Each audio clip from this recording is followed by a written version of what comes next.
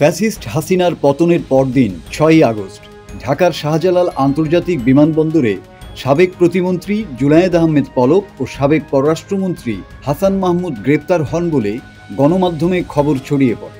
এর কয়েকদিন পর জুনায়েদ আহমেদ পলককে গ্রেপ্তার দেখানো হলেও হদিস মেলেনি হাসান মাহমুদের। তারপর থেকে প্রকাশ্যেও দেখা যায়নি হাসান মাহমুদকে। তিনি দেশ ছেড়েছেন বলে চলছিল নানা আলোচনা।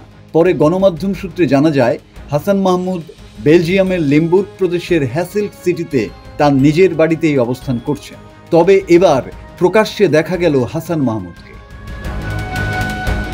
স্থানীয় সময় রোববার লন্ডনের গ্যাংসিল এলাকার আল কালাম মসজিদে ঈদের নামাজ আদায় করেন তিনি।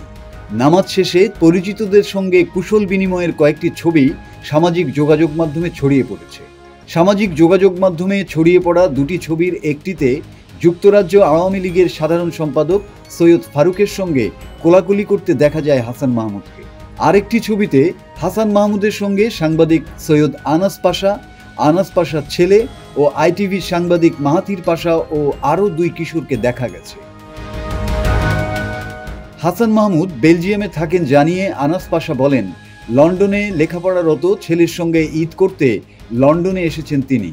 উল্লেখ্য, দেশ ছাড়লেও সরকার পতনের পর হাসান মাহমুদের বিরুদ্ধে ঢাকা ও চট্টগ্রামে অনেকগুলো হত্যা মামলা দায়ের করা হয়েছে। মাসুদ হাসান, বাংলা টিভি।